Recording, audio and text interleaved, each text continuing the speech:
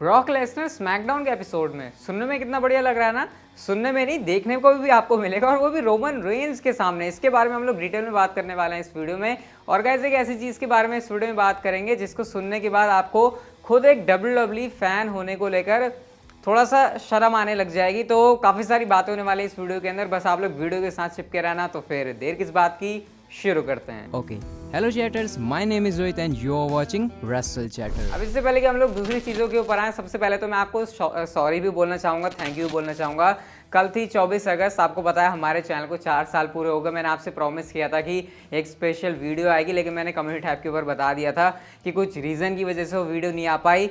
तो भाई उसके लिए सॉरी, लेकिन मैं आपको थैंक यू इसलिए कहूँगा भाई, आपने इतने सारे अच्छे अच्छे कॉमेंट्स किए उसमें कि भाई मैं काफ़ी पॉजिटिविटी आई, मैं मोटिवेट हुआ। और गाइस मैं आपसे प्रॉमिस करता हूँ वीडियो वो ज़रूर आएगी जिस स्पेशल वीडियो की मैं बात कर रहा था, और मैं टाइम लेके उस वीडियो को बनाऊंगा। और वो डेफिनेटली, वो कहते हैं ना, देर आए दुरुस्त आए। वीडियो जब मैं लेकर आऊँगा आपको डेफिनेटली वो वीडियो देखने में काफ़ी मज़ा आएगा। तो थैंक यू उसके लिए। और आप में से बहुत सारे लोगों ने ये भी लिखा कि भाई 24 अगस्त को तो विंस मैकमैन का जन्मदिन भी होता है, तो क्या तुमने ऐसे कोई डेट डिसाइड करके अपना चैनल खोला था कि 24 अगस्त को तुम्हारा चैनल भी शुरू हुआ और 24 अगस्त को विंस मैकमैन का जन्मदिन भी है? तो भाई विंस मैकमैन को भी जन्मदिन मुबारक हो। लेकिन ऐसा नहीं है गाइज, वो एक कोइंसिडेंस आप लोग कह सकते हो। लेकिन हाँ, वीडियो आएगी, डिले हो गई लेकिन ज़रूर आएगी। लेकिन आपके सपोर्ट के लिए थैंक यू। 4 साल हो गए भाई, थैंक यू उसके लिए। खैर हम लोग अपनी अपडेट्स के ऊपर आते हैं। आपको थैंक यू जितना करूँ वो कम है। सबसे पहले की बात करते हैं गाइस आप लोग मंडे नाइट रॉ की व्यूअरशिप के बारे में। और यहाँ पर भी गाइस खुशियों का माहौल है, क्योंकि लास्ट वीक जो रॉ की व्यूअरशिप थी उससे 11% रॉ की व्यूअरशिप बढ़ गई है। क्योंकि लास्ट वीक जो रॉ की व्यूअरशिप मिली थी वो थी 1.857 मिलियन व्यूअर्स, लेकिन इस हफ्ते की बात करें तो भाई 2 मिलियन ऊपर पहुंच गई, क्योंकि इस हफ्ते रॉ को व्यूअरशिप मिली है 2.067 मिलियन व्यूअर्स। तो कह सकते हैं कि कहीं ना कहीं रॉ को इस हफ्ते व्यूअरशिप के मामले में काफ़ी फायदा हुआ है। या हम ये कह सकते हैं कि जो समर स्लैम की हाइप थी उससे कहीं ना कहीं मंडे नाइट रॉ को फायदा हुआ है। वैसे तो मैं कह सकता हूँ कि आर के ब्रो के अलावा ज़्यादा कुछ ऐसा खास नहीं था रॉ के एपिसोड में, लेकिन फिर भी जो समर स्लैम के अंदर इतना बवाल मचा, कहीं ना कहीं उसका फायदा मंडे नाइट रॉ को मिल गया। और भाई विंस मैकमैन तो इस चीज़ को देखकर काफ़ी खुश हो रहे होंगे कि ज़्यादा कुछ करना भी नहीं पड़ा रॉ के ऊपर, और रॉ को व्यूअरशिप में भी फायदा हो गया। अब अगर ये 2 मिलियन के ऊपर ही रहे तो फिर विंस मैकमैन शायद कुछ और भी ज़्यादा खुश होंगे। अगली स्टोरी की तरफ गाइस हम लोग चलते हैं और बात करते हैं बेकी लिंच के बारे में।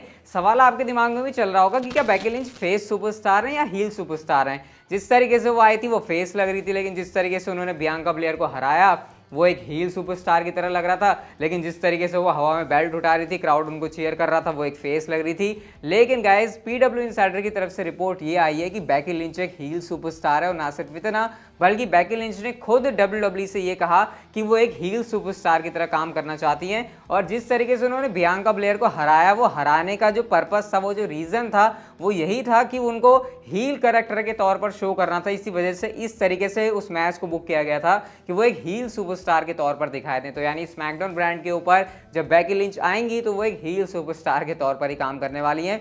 और वैसे भी आपको पता है ना कि बेकी लिंच का जो कैरेक्टर इतना ज़्यादा सक्सेसफुल हुआ है वो एक हील कैरेक्टर की वजह से ही हुआ है। तो शायद बेकी लिंच यही सोचकर एक हील सुपरस्टार की तरह काम करना चाहती हैं। वेल देखते हैं कैसा जाता है उनका कैरेक्टर, लेकिन फिलहाल तो वो एक हील सुपरस्टार की तरह काम करेंगे। लेकिन स्टिल मुझे लगता है कि क्राउड उनको हील होने के बावजूद भी एक बेबी फेस की तरह ही चीयर करेगा, क्योंकि आपको पता है उनके पहले कैरेक्टर के साथ भी कुछ ऐसा ही हुआ था।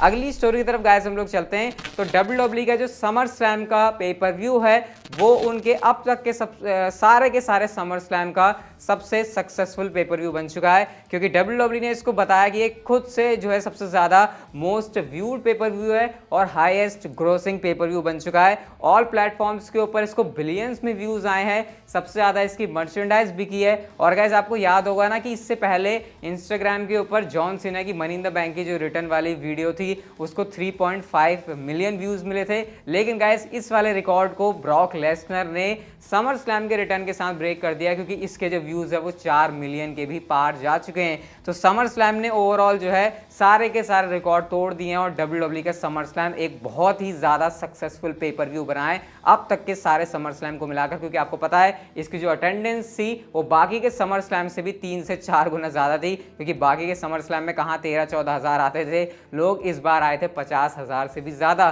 तो गाइज WWE की तो चांदी चांदी हो गई समर स्लैम को लेकर। और जिस तरीके से सारे सोशल मीडिया के ऊपर भी इसको रिस्पांस मिला है ना गाइस, आप अगर डिजिटल प्लेटफॉर्म्स के ऊपर भी देखो तो ये काफ़ी ज़्यादा है, क्योंकि एक तो समर स्लैम की हाइप भी ज़्यादा थी और ऊपर से डब्ल्यूडब्ल्यू ने थोड़े धमाके भी कर दिए, मेन इवेंट भी तगड़ा था, ब्रॉक लेसनर भी आ गए, काफ़ी कुछ हुआ, तो इस हिसाब से फ़ायदा डब्ल्यूडब्ल्यू को काफ़ी ज़्यादा हो गया। और अब देखो फिर क्या होता है आगे जाकर। हम ये तो नहीं कह सकते कि आगे इस समर स्लैम की वजह से अब डब्ल्यूडब्ल्यू को आगे अपने अब प्रोडक्ट के अंदर कितना फ़ायदा होता है, लेकिन हाँ एक पेपर व्यू के लिए तो डब्ल्यूडब्ल्यू की चांदी चांदी हो गई है। नेक्स्ट गाइस हम लोग बात करते हैं the big dog Roman Reigns के बारे में। और अभी मैंने आपको बताया ना कि समर स्लैम कैसे जो है एक बहुत ही डब्ल्यूडब्ल्यू का ऑल टाइम सक्सेसफुल इवेंट रहा है, तो इसको लेकर गाइस रोमन रेंज ने अपने आप को क्रेडिट दिया। अभी आपको पता नहीं है, रिसेंटली रोमन रेंज ने सीएम पंक को लेकर एक बहुत बड़ा शॉट लिया था। उन्होंने कहा था कि सीएम पंक ने कभी भी नीडल को मूव नहीं किया था, यानी उन्होंने कहा था कि वो कभी भी जॉन सीना की तरह ओवर नहीं था, ना ही उन्होंने रॉक की तरह नीडल को मूव किया था। नीडल को मूव करने का मतलब ये होता है कि कोई बहुत बड़ा चेंज लाना या फिर कोई बहुत बड़ा ऐसा मूव करना जो कि पूरा इंडस्ट्री हिला दे, वैसा कुछ चेंज करना। तो रोमन रेंज ने यहाँ पर डब्ल्यूडब्ल्यू ने वो जो ट्वीट किया था जहाँ पर उन्होंने इस बात को अनाउंस किया था कि समर स्लैम ने कैसे बहुत बड़ा धमाका कर दिया है, उसी वाले ट्वीट को कोट करते हुए रीट्वीट किया और उन्होंने कहा लेजिटिमेट नीडल मूविंग, यानी उन्होंने इस वाले ट्वीट को करके ये बताने की कोशिश करी है कि कैसे वो इस बात का क्रेडिट ले रहे हैं कि उन्होंने यहाँ पर नीडल मूव करी है क्योंकि वो समर स्लैम का पार्ट थे। तो वो बता रहे हैं कि भाई देखो सीएम पंक कोई नीडल मूव नहीं कर रहा, मैं नीडल मूव कर रहा हूँ समर स्लैम के अंदर, समर स्लैम को इतना ज़्यादा सक्सेसफुल बना के। तो यहाँ पर भाई रोमन रेंज हमेशा जो है एज ए सैवेज चीज़ें करते रहते हैं। उन्होंने बताया कि कैसे सीएम पंक तो कुछ नहीं कर पाया, लेकिन देखो मैं यहाँ पर तुमको करके बता रहा हूँ, तुम्हारे सामने है चीज़ कि कैसे नीडल को मूव किया जाता है। रोमन रेंज से भाई जब से हिल कैरेक्टर के अंदर आए हैं ऐसी बातें हमको उनकी तरफ से सुनने को मिलती रहती हैं और ये तो भाई उनका चलता ही रहेगा।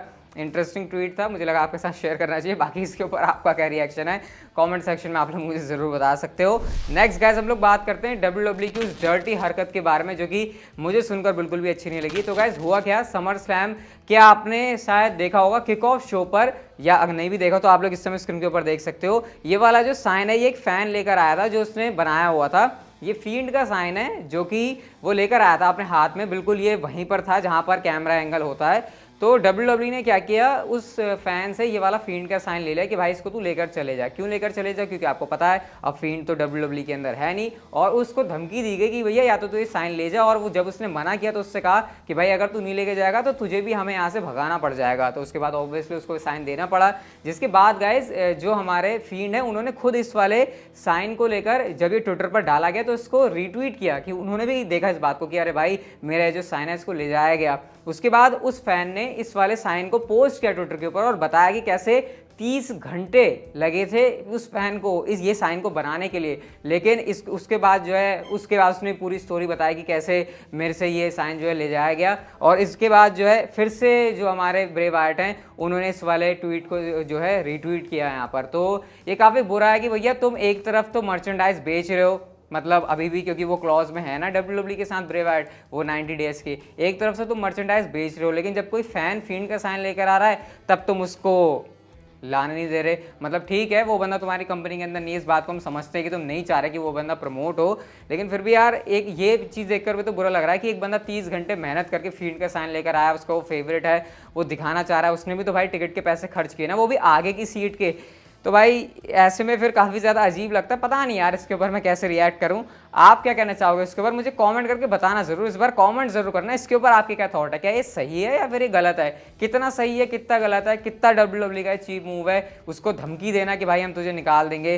कमेंट करके आप लोगों को ज़रूर बता सकते हो। लेकिन हम लोग चलते हैं हमारी नेक्स्ट एंड फाइनल स्टोरी की तरफ। और गाइज यहाँ पर डब्ल्यूडब्ल्यू ने अगले स्मैकडाउन के एपिसोड के लिए एक प्रोमो वीडियो निकाली है जहाँ पर गाइज डब्ल्यूडब्ल्यू बता रही है अगली स्मैकडाउन के एपिसोड के लिए एडवर्टाइज बेकी लिंच और ब्रॉक लेसनर। डब्ल्यूडब्ल्यू बता रही है कि अगली स्मैकडाउन के लिए क्या है स्टोर में ब्रॉक लेसनर और बेकी लिंच के लिए। अब गाइस देखो डब्ल्यूडब्ल्यू ने यहाँ पर एडवर्टाइज कर दिया है ब्रॉक लेसनर बेकी लिंच को। उन्होंने ये तो नहीं कहा कि बेकी लिंच और ब्रॉक लेसनर स्मैकडाउन के एपिसोड में आ रहे हैं, लेकिन अगली स्मैकडाउन के एपिसोड के प्रोमो पैकेज में Becky Lynch and Brock Lesnar हैं। इसका मतलब कि गाइस आपको अगली स्मैकडाउन के एपिसोड में दोनों सुपरस्टार देखने को मिलेंगे। अब गाइस डब्ल्यूडब्ल्यू ने ऐसा मतलब एडवर्टाइज कर दिया लेकिन अनाउंस नहीं किया। अब मैं आपको बता रहा हूँ कि WWE यहाँ पर हमारा एक तरीके से पोपट भी काट सकती है। वैसे उन्होंने दिखा दिया, इसका मतलब कि अगली स्मैकडाउन के एपिसोड में दोनों सुपरस्टार आएंगे ही आएंगे, बट यहाँ पर 1% चांस है कि WWE हमारा पोपट भी काट सकती है। उन्होंने एडवर्टाइज कर दिया, इसका मतलब तो आना ही चाहिए। लेकिन जिस हिसाब से WWE कभी कभी फॉल्स एडवर्टाइज नहीं करती, हो सकता है वो फॉल्स एडवर्टाइज के हिसाब से यहाँ पर 1% चांस है, लेकिन मुझे लगता नहीं है कि कोई चांस है। Brock Lesnar Becky Lynch guys अगली स्मैकडाउन के एपिसोड में आ रहे हैं, क्योंकि जब जब WWE इस तरीके से प्रोमो में एडवर्टाइज करती है वो सुपरस्टार आते ही आते हैं। और गाइस अगर ब्रॉक लेसनर आ रहे हैं तो डेफिनेटली उन्होंने रोमन रेंज को कन्फ्रंट किया था, तो आपको ये दोनों सुपरस्टार का फेस ऑफ स्मैकडाउन के एपिसोड में देखने को मिल सकता है, जिसका मतलब कि गाइस क्लियर है यूनिवर्सल चैंपियनशिप के लिए शायद आपको इनके बीच सीन देखने को मिल जाए। और काफ़ी मज़ा आएगा इस स्मैकडाउन में जब दोनों सुपरस्टार कन्फ्रंट करेंगे। लेट्स सी क्या होता है, लेकिन अगली स्मैकडाउन डेफिनेटली ऐसा शो होने वाला है जिसको आप लोग बिल्कुल मिस नहीं कर सकते। लेकिन गाइस हमारी जो आज की वीडियो थी वहीं तक की थी। अगर आपको अच्छी लगी तो आप लोग इसे लाइक कर सकते हो, चैनल को आप लोग कर लो सब्सक्राइब एंड नोटिफिकेशन बेल को on, and see you guys in my next video.